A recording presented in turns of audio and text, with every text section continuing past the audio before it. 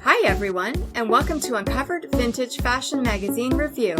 I'm Stephanie, and I've been collecting and selling vintage fashion magazines for over 20 years. And I'm Morley. I'm a former copywriter and am now an award-winning playwright and screenwriter. Together, we will examine some of your favorite vintage fashion magazines from the 70s, 80s, and 90s. On Uncovered, we'll discuss some of the magazine's models, layouts, and did I mention the models? And we'll also review some of the ads and articles that make these magazines such a great piece of pop culture history. So, fasten your seatbelts and let's get uncovered.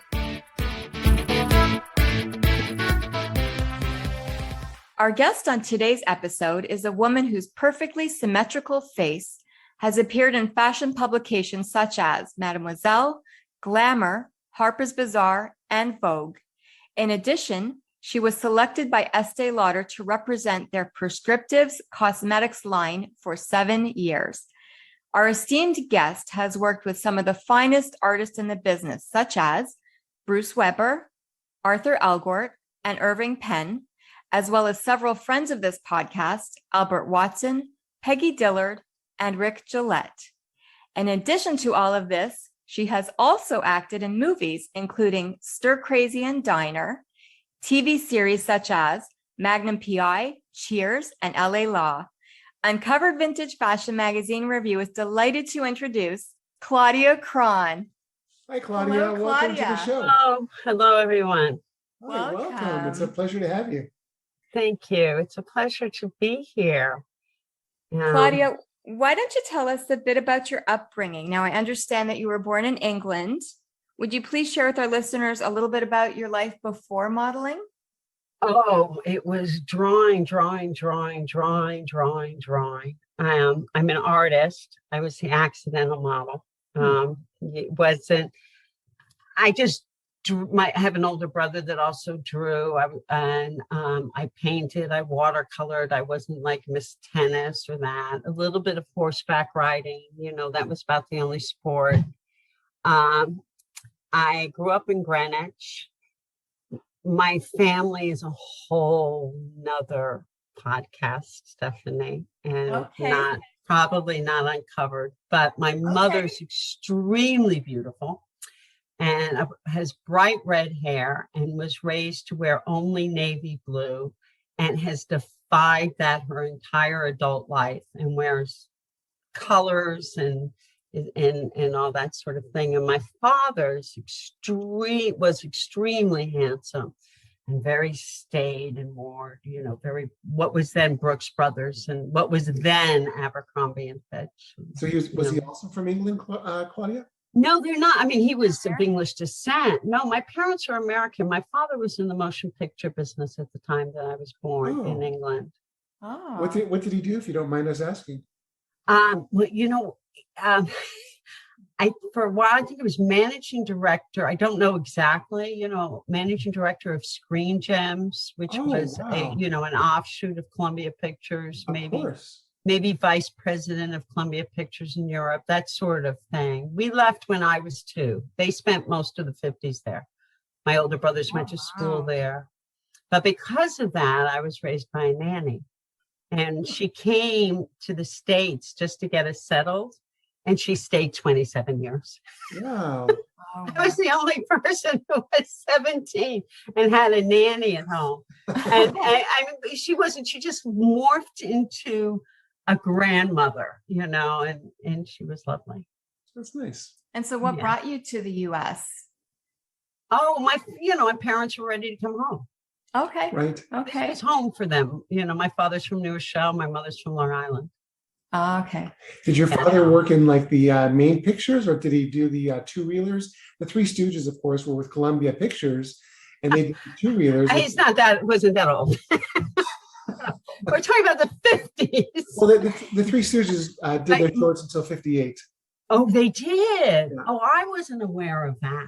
We've got I think of them more like 30s, 40s, but thank you. No, my parents met working at CBS. Oh, wow. Back when, like in the late 40s, when that would have been like working at, in Silicon Valley and whatnot. And oddly enough, we were not allowed to watch television. Wow. Yeah, because my father called it the boob tube. He should have lived long enough to see reality TV. Honestly. Wow. He thought it was the boob tube back then. Yeah. And so when you were younger, did you read fashion magazines? And if Well, so, my mother, my nanny's day off was Saturday. And so my mother worked. She was with the red hair. Do you remember Brenda Starr? Of course, yeah. Yeah, that was my mom. Oh, wow. so every Saturday my younger brother and I were dragged to the hairdressers with her. And my poor brother had nothing else to read besides Vogue too.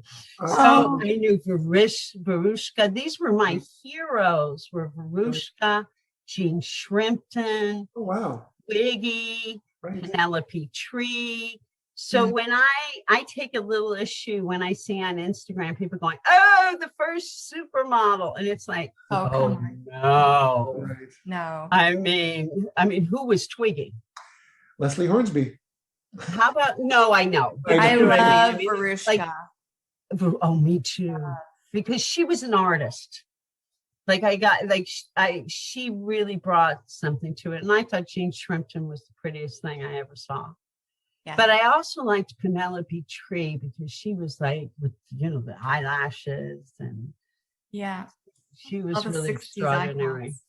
Yeah, and but people knew their name, Lauren Hutton. I mean, like my father knew who Lauren Hutton was. Do you know what I mean? So, legends beyond supermodels, super legends. And so when did you move to New York and what led to that move? I was going to the Maryland Institute of Art. I was perfectly happy there. And I went for a year and I had, I don't know, like a lemming or something. I just felt like I wanted to be in New York. And, I had always just like that it was the place for me, and I wanted to be in a groovier place, I suppose, than Baltimore. And so I always say I went to Parsons for 20 minutes. And I got there and, there's no campus. And now it's much nicer, but it was a teeny, like a bath, the size of an airplane bathroom elevator that would take you to between classes. And you'd have your drawing board and your T-bar. And I mean, it was just physically not fun, And so all these people said, you should go up to Ford's. It had never occurred to me. And, or Wilhelmina, something, they have these days you take, and they'll see you. So I thought, well, why not? I'll go up and see. And so I went to Ford's and I had some people take some snapshots. Wow. And I borrowed an outfit from my mother, so I'm dressed like Mary Tyler Moore. And it's this envelope with snaps in it. And so I go and I sit down and it's like, and there are these beautiful gazelle-like women sitting there with books, with professional photographs. And I sit down on a couch in the reception and I think, this is just, right. What's going to happen? So these gorgeous gazelles would go, and when they got up, they'd make a right and they'd go to see somebody. And then a few minutes later, they'd walk out with their chins dragging on the floor. And I thought, oh my God, each time this happened, I'm getting sillier and sillier myself. And I'm like, just get up and walk out, So this happened about 4 or 5 times. And then a woman came from another direction. And she wasn't dressed particularly nice, or she didn't even radiate authority at that time. And she came out and she said, "Who's to see me next?" So I said, "I am." So I walked back in the other direction. And we sat down. This woman sat down in her office, and I sat down across from her. We just stared at each other. And she finally said, with a lot of attitude, she said, who are you? And I said, I'm Claudia Cron. Who are you?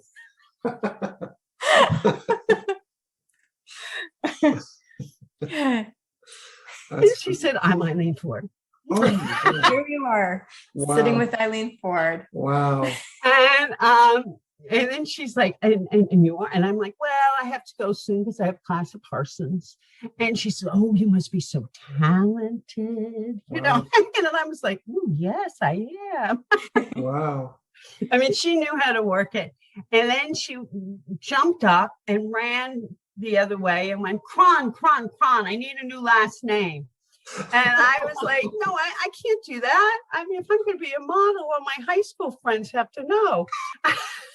For sure. That's good criteria. Changed my name. And I said, I was like, how about Von Cron? And that was the first time she gave me a dirty look. And Claudia Von Cron. I don't know. I was really like young. I was still character. listening to, like David Bowie. You know what I mean? Yeah. I was a young art student. So I didn't even really understand. I wasn't sure whether I was in or out. I don't know. And so I went home and I decided to just eat hard-boiled eggs. And then a few days later, I get this call from the woman who I know would have turned me down saying, excuse me, aren't you going to call us to get your appointments? Wow. Like, oh, guess I'm in. Wow. That's amazing. That is, if I'm not mistaken, that is like unheard of. Well, it was kismet because if I had gone with I was just sure. I mean, I just wasn't pulled together. And Eileen did send me to Europe for a year. Wow. I mean, she knew, she was like, we got to get her out of her painting clothes. And so I did go. She said, how would you like to go to Europe? And I said, how soon can I leave? I mean, art school, homework, or Paris. Which would you choose? Wow, that's amazing. So it was. So I spent 77 in Europe, and that was a lot of fun. Met a lot of people who are still friends, and wonderful memories. So I'm a fan of etymology. What is the origin of your last name, Cron?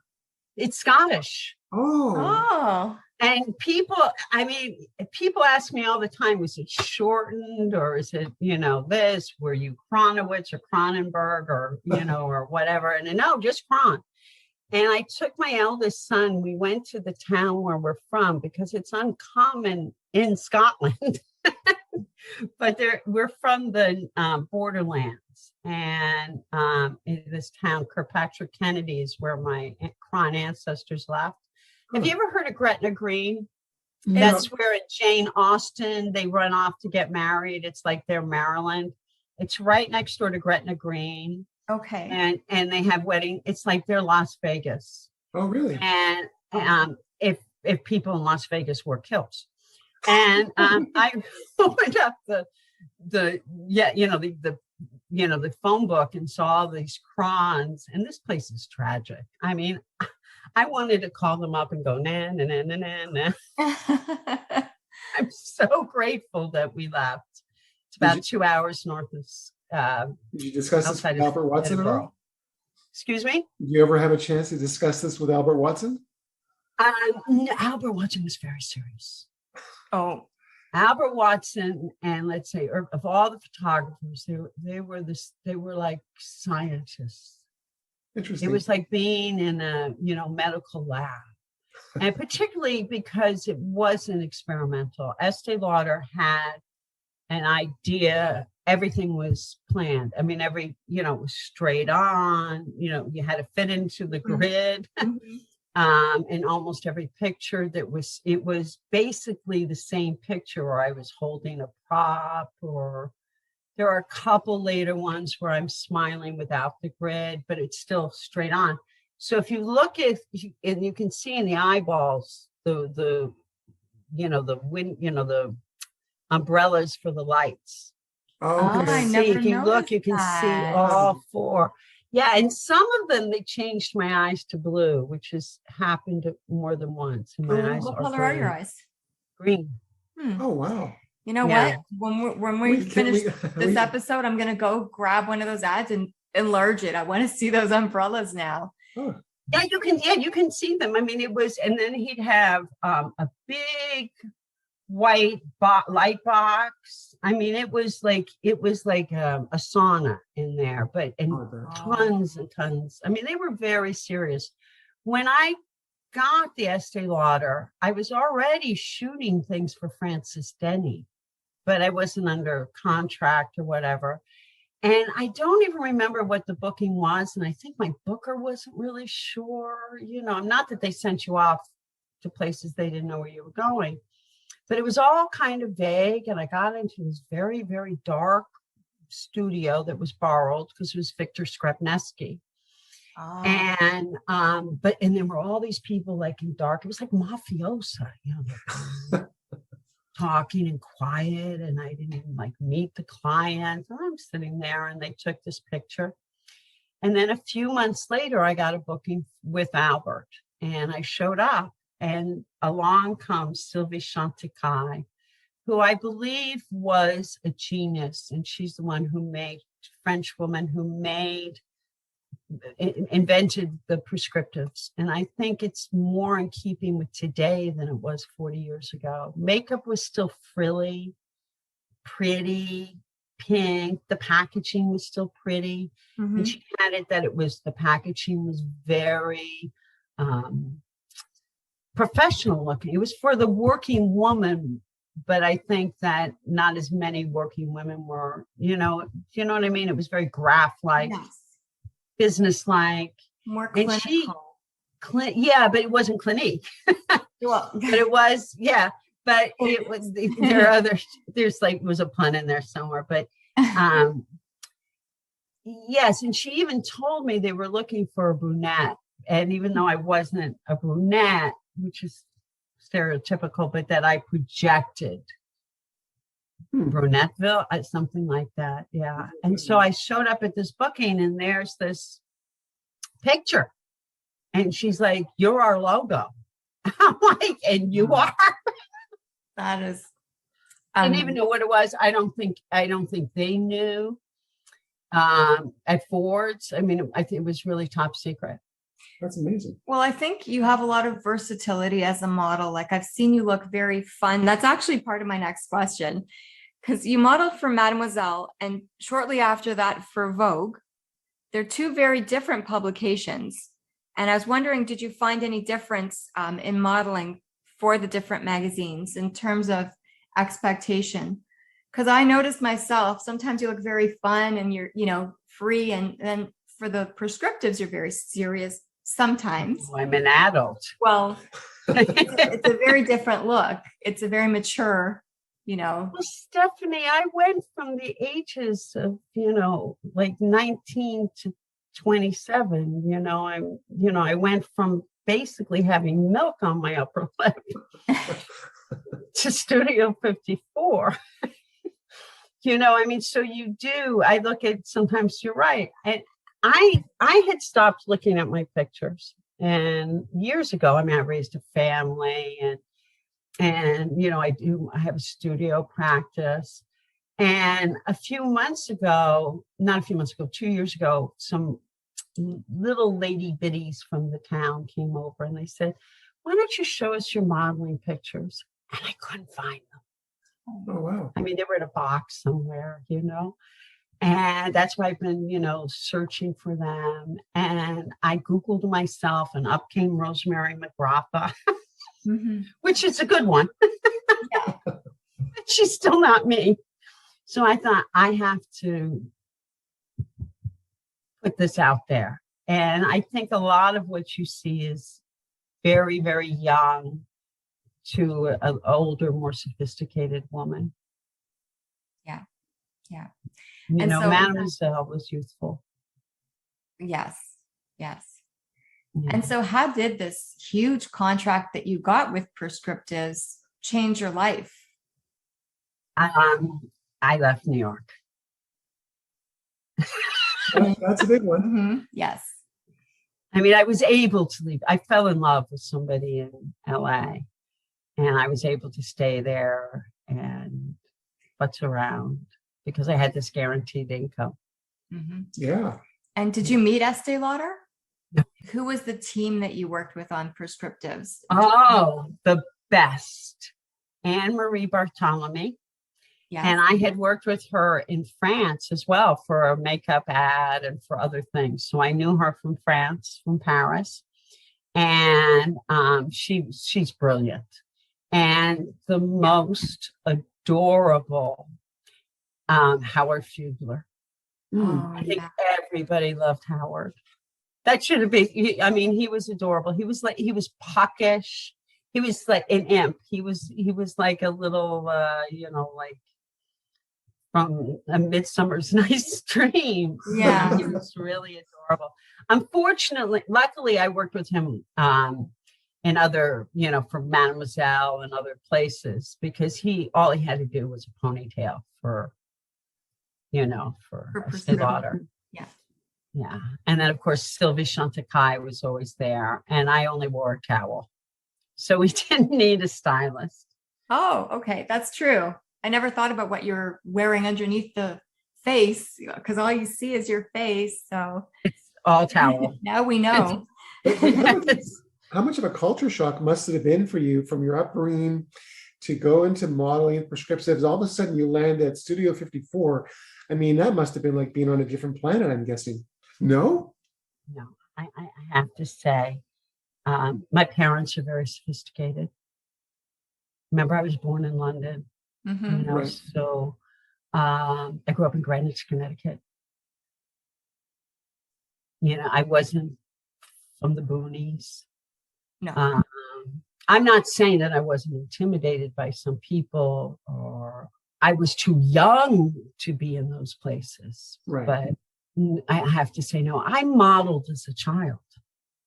Oh, I did about 5 commercials as a child for Really? like it's Vapor Rub and Oh. Gab I'm Glad, and these are my hostess angels, not these. You can tell I remember. Oh my Are these goodness. available on Yeah, YouTube? so I would because love my to see parents, my parents knew people, and they would be, or something, how would Claudia like to do that? So I did some modeling and print modeling, as a little girl, and up until, grade school. Otherwise, I would have had to go to professional school.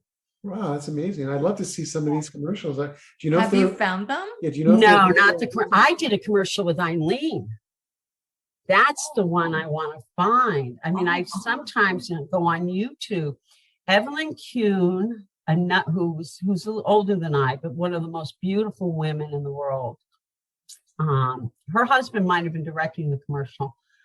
And another model whose name I can't recall, Eileen and me, and it was for macaroni or spaghetti. And I can't even remember what. It was 1978. And she would say, she said, I'm Eileen Ford. These are some models. And I tell them to eat spaghetti. Sure. We had to put in our mouths, cut, Exactly. Wow. Exactly. take it out. So that I would love to find. And perhaps I could go back over some old date books if I can find and see who was the production company or something, because that would be a hoot. Well, we'll look as well. If we find it, we'll definitely send you the link. Do you look for videos and commercials? We look for anything that's of interest. I'm very good at finding things. Oh, well, then you're the man. You're Morley. Yeah. I think we've got to find this Eileen Ford commercial. Okay. So yeah, it's either, I think it's spaghetti. I think it's spaghetti, some pasta dish. But yeah. Okay. Well, I will look for this and I'll do my best. And if I find it, then You have to.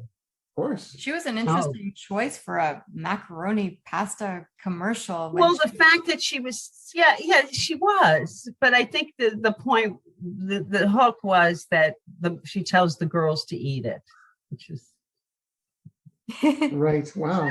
Yeah. I didn't know she told girls to eat. Exactly. Maybe Oh, the irony. maybe they left out the part where she told them to stick their fingers down their throat. Oh, After. All right. I'm just don't kidding. Oh, you know, we didn't even have that name. And I remember like bulimia, these were not names, or anorexia. And there are some lovely girls that I can see are happy and healthy and married with children and all those good things, that I remember having to have their legs wrapped with ace bandages to, just to shoot the clothes. Oh, gosh. And I remember being in Paris in the mall. I loved the food. And remember, it was the 70s, so we didn't have French butter in the grocery stores. Right. The food wasn't as sophisticated. So I got to France and tasted this food and fell into my plate. And this girl said, well, why don't you just throw up afterwards? Well, you're nuts.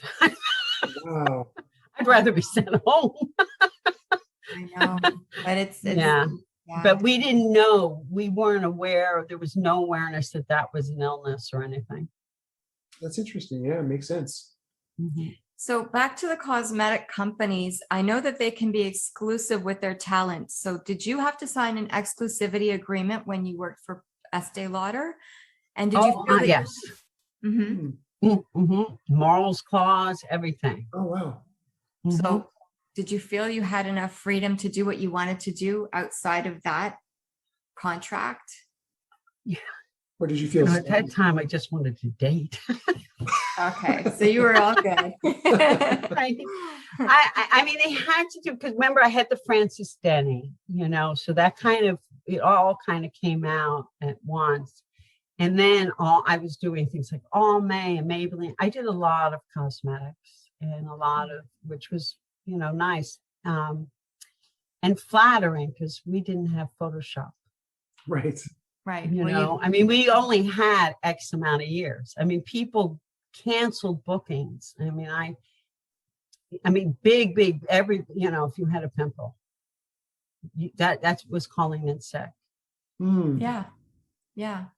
And I mean, you can't be photographed that way now we have Photoshop. You can change your entire appearance, but then, I mean, no, you can tell the difference. Like, for instance, if you look at, the famous Gia shots, and there's Regine and Gia. Mm-hmm. Regine, who was a very nice woman, but she was 10 years older. You can see the 10 years.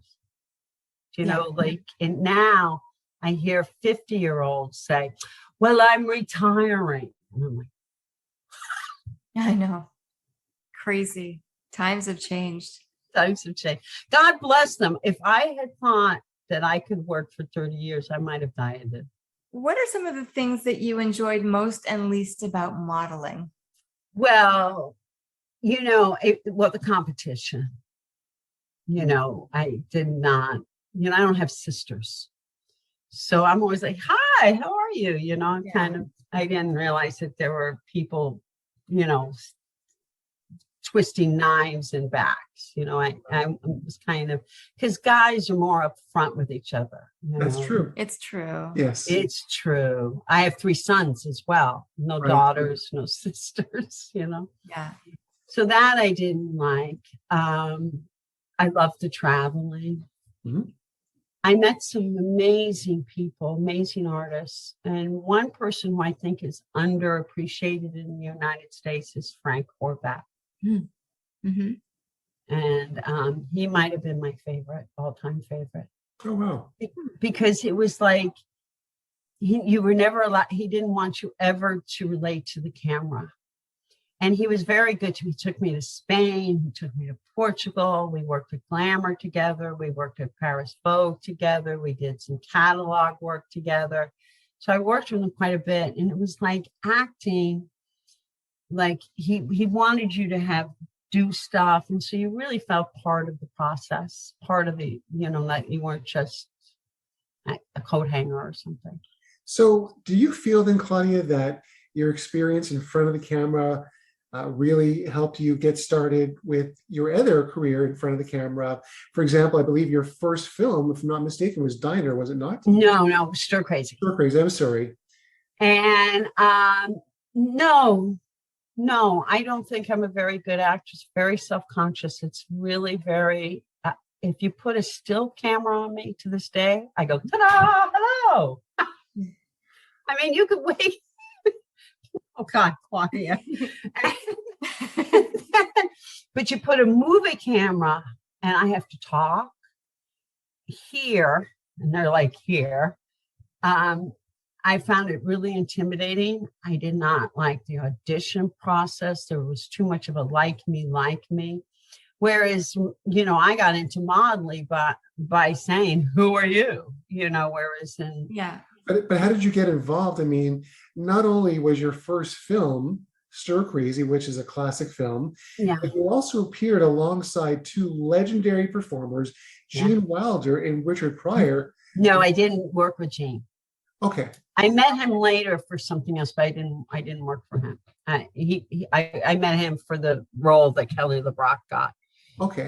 He was in that movie. That was the wonderful late Carol Fields, who worked in the commercial department.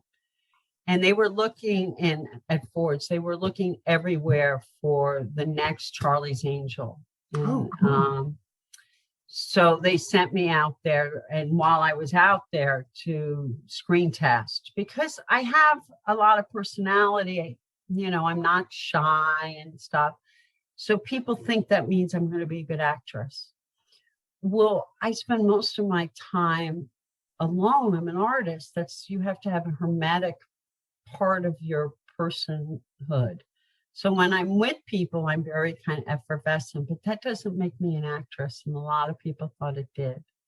Right. And I thought, wow, everybody else wants this. I should want this too. But I didn't really like it. I don't. So I went to Carol Fields. So I was out there. And so they said, well, we're going to put her in this spot in Stir Crazy. And it was only a few days before Richard Pryor blew up. So I had never been to California. So I arrived and I went to the office, and there's people are yelling and screaming, what's going on? What are we going to do? The movie's almost finished. And so they told me to be there at 7:00. It's like noon, nobody's there. And then Sidney Poitier was the director, and he was so lovely, unbelievably lovely. And he came up to us so diplomatically, the man who played the priest, right, and me, and he said, now Richard is a comic genius, and it's like a genie in a bottle. And it's when we let it out, we only have it for like a minute. Paraphrasing, because he knew he had to go back to keep smoking, Right. Like if we get him out of the trailer, right. Let's try to get this in one take. It was basically like, wow. Don't hesitate, don't blow it. Oh, I'm like, this is my first time on a movie set. No pressure, but the genius, we just got to get the shot. And he was really nice. And the next time I saw him was at the premiere of Stir Crazy, and that was the night John Lennon was shot. Oh my God. And it was a really strange night, and it was up on 59th Street. And we went up there, and I don't know who it was. And Richard kept coming up to me and he'd go, how are you? How are you really? And I'm like, I'm fine. No, really. How are you? I'm like all freaked out. And then there was this fight broke out. And so like everybody just left. I mean, it was bizarre. So we went up to Tavern on the Green, right, and which is not far from the Dakota. And my date was talking to his friend, and I was talking to somebody, and we turned to each other. And so I said, God, I haven't talked to you all night. And he said, I haven't talked to you either. I said, well, tell me a joke. And then all of a sudden, because all the press was there, because Richard Pryor was big news. It was his first outing. And they came running up to our table, and they said, John Lennon's been shot. So my date and I went up there. It was only like 2 blocks away. Oh my God. Found out that he had died. Yeah. Yeah. It's one of those things in, your lifetime where were you? Well, if you're older, where were you when JFK was shot? or where were you when, the Beatles were on the Ed Sullivan Show? And my generation is kind of, where were you when John Lennon was shot? And I was rehearsing to play, I think, Bye Bye Birdie at the time. Wow. And there you were, Bye Bye Birdie? Well, high school. I love Bye Bye Birdie. It's my favorite play of all time. Kids. Yeah. What are we going to do with kids today? I actually had Charles Strauss's autobiography. That's how much I love Bye Bye Birdie. Oh, I love Dick Van Dyke, and I love, oh my God, and Paul Lynde. Yeah. And Margaret. I could list the entire cast. Oh, the opening scene where she's singing that. That's the best. It is. It's amazing. Fantastic. Yeah. Oh, yeah. I mean, it's not high art, but it is fun. It was fantastic. And what I also like too, a little bit of trivia, for those of our listeners who heard me drone on, I love Get Smart. It's my favorite series of all time. Oh, love Get Smart. And with the tube. Yeah. Oh, it's the best. And Dick Gautier originated the role of Conrad Birdie in the Broadway production of Bye Bye Birdie. I'm sorry. I thought Michael Pollan had. Michael J. Pollard played the role of Hugo. Pollard, I mean. So, well, you see, Beth Howland was one of my dearest friends. Wow.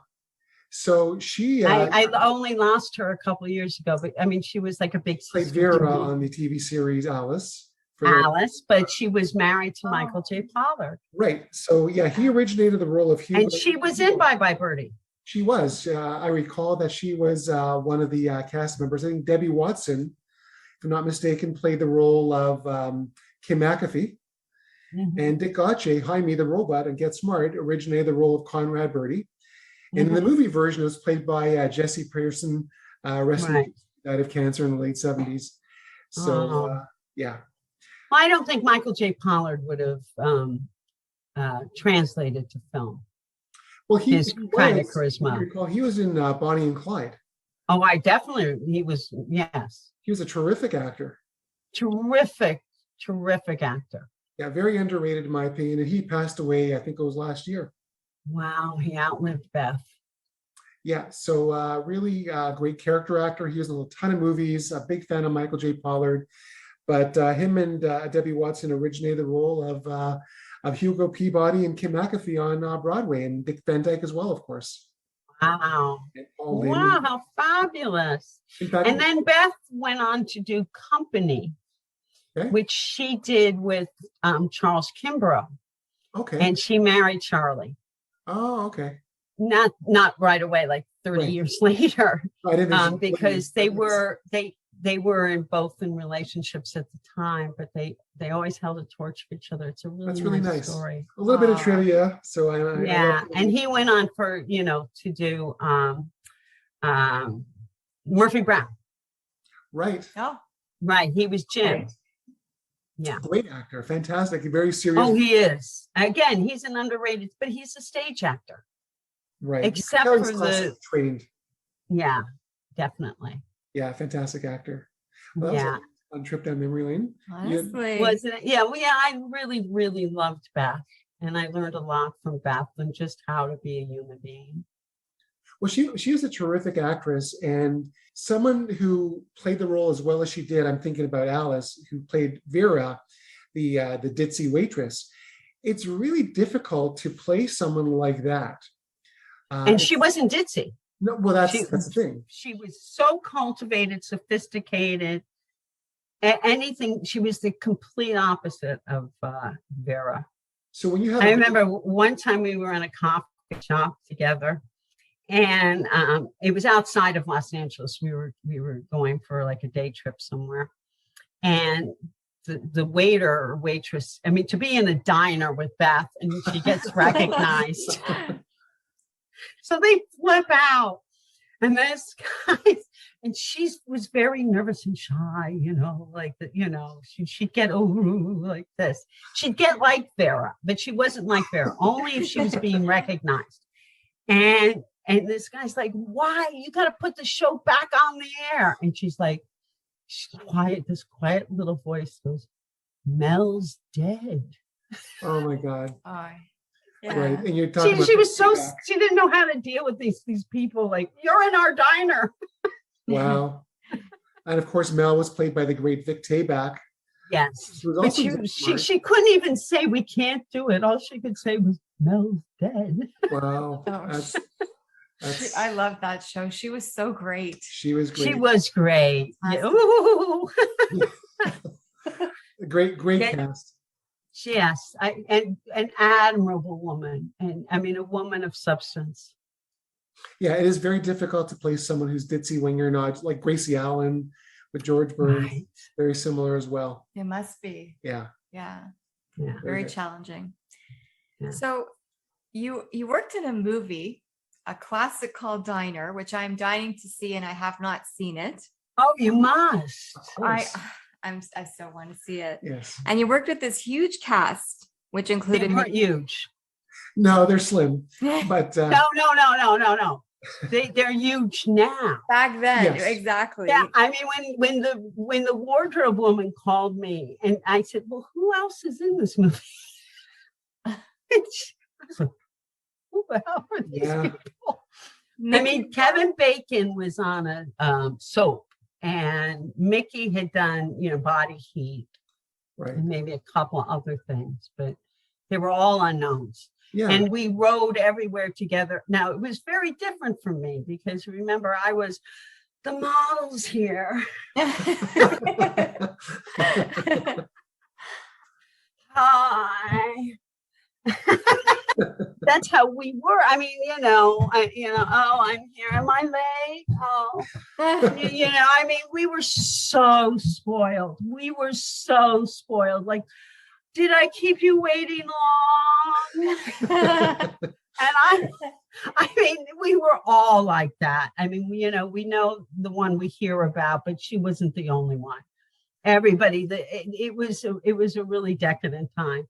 So I remember getting down to Diner, and they had a call sheet, and it said 5 a.m. Oh. And I thought they were hazing me. Oh, that you're being punked. Yeah. Sure. 5 a.m. Oh my Can you God. imagine waking up a model at 5 a.m.? No. We go to sleep at 5 a.m. Yeah. Honestly. But did you know that was going to happen with the cast? Did you know, first Yeah. of all, Ellen Barkin, Mickey Rourke, I mean, the list goes Kevin on. Bacon. Like, did you No. have a sense watching them act that they would turn out to be the superstars that they were? And Well, that I Diner didn't would be- really. You see, I had a bigger issue, and I take issue. I mean, it's hurtful. I went up to read for the part of Colette Blonigan, and I rode yesterday. I mean, I still ride. I ride cross country. I know how to walk, trot, and canter. And I have since a child. But I was working every day. And an article came out in Vanity Fair saying I didn't know how to ride. I mean, if you watch the movie, I'm riding. And it actually said, and I wrote to Vanity Fair, and it said, excuse me, said that I had lost control. And I was really scared. Remember, I had to talk. And I wouldn't do this now. And I ride I ride really hard. And I jump. I've broken a pelvis. I mean, I know how to ride. And they have, I didn't ride as much then I was working every day. I mean, if you wanted an equestrian, you shouldn't have called Eileen Ford. Right. And they said in the article, well, because the first day was they were setting up the camera, I thought, I'm going to die. I had no helmet on. The ground was frozen. Oh, wow. Yeah, because it was March. Huh. And we know what happened. I mean, what happens. And I had a rock. It never occurred to me. I thought we would have a movie horse. Do you know, like in the movie, like a horse that knows how to stop on a mark. Sure. We went to, I think, I don't want to say the name in case I'm wrong, but a big name like DuPont, but not DuPont, Stables. Okay. These were race horses. Oh. How could they put you on a racehorse? Oh. Well, I've been on older failed race horses, Right. but not, these were actual, they had an indoor track that went around. Do you know what I mean? So that the neighboring barns couldn't watch. These horses had stalls that like practically had saunas and TVs. Wow.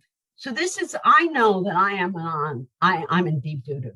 I'm on a higher animal. And I mean, in between, I had just gotten like back from Paris. I probably hadn't ridden like maybe once in 2 years. Or, do you know what I mean? I mean, I didn't expect this. So as they're setting up, and we have booms and cameras, and I'm sure they gave the horse a shot to relax it, because horses don't like strange things, Right?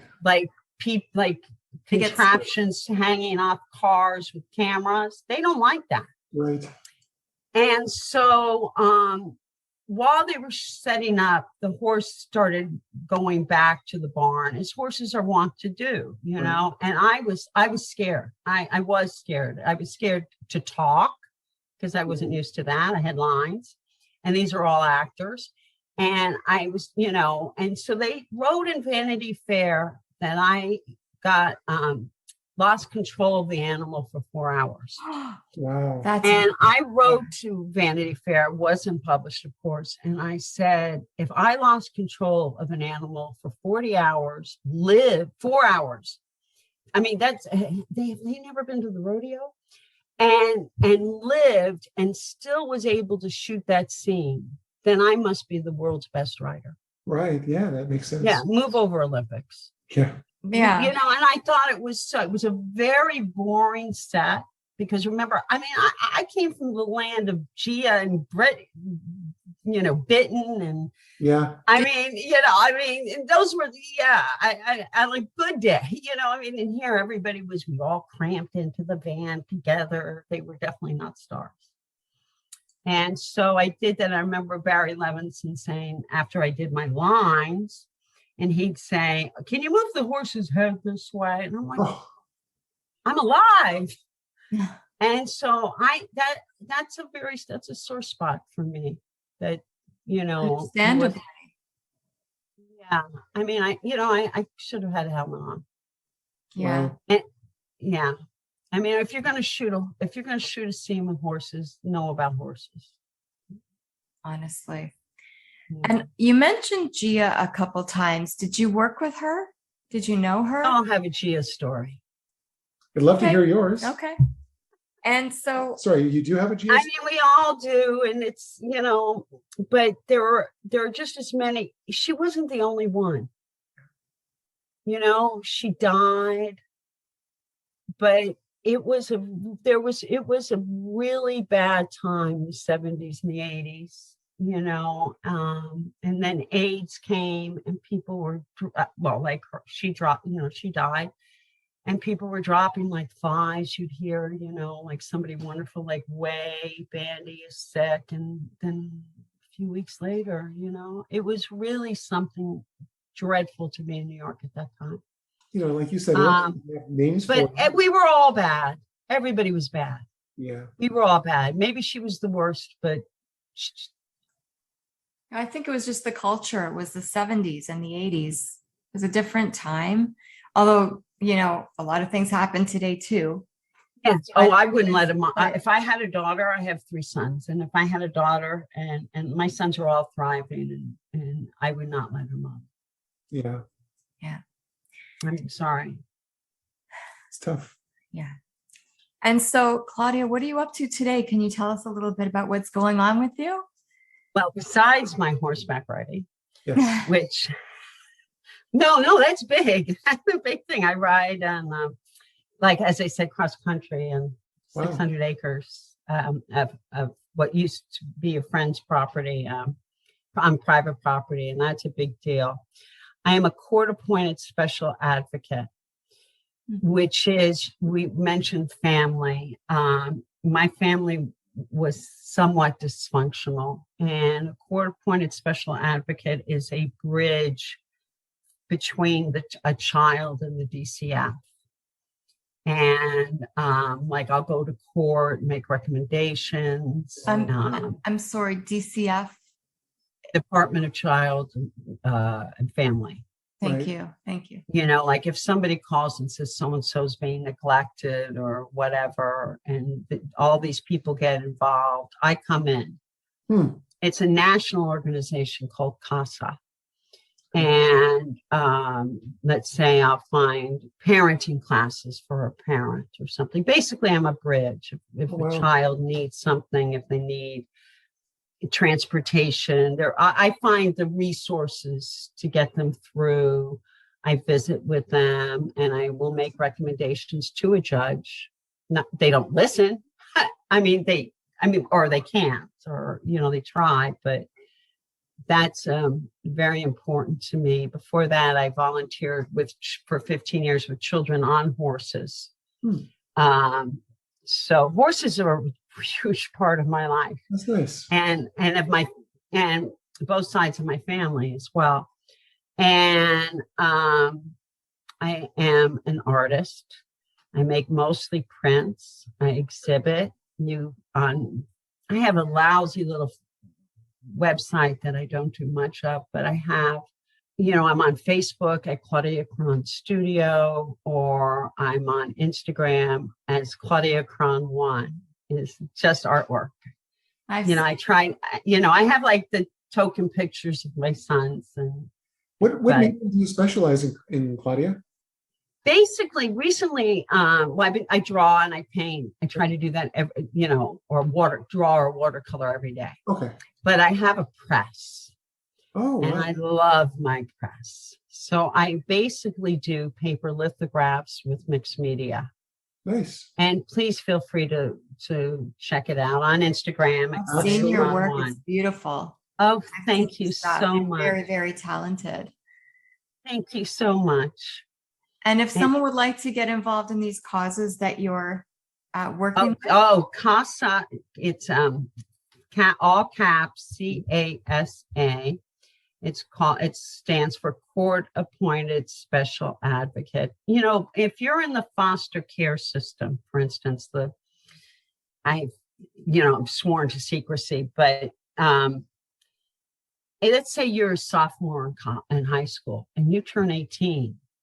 You no longer have insurance, a home, clothes, a doctor, so this is what I advocate for people, to keep them either extended or find a right home or make a recommendation that the child should stay with the parent. I'm just part of that team. That's fantastic. Well, how kind of you to give these children a voice. It's clear that your heart is smile. I'm giving myself one.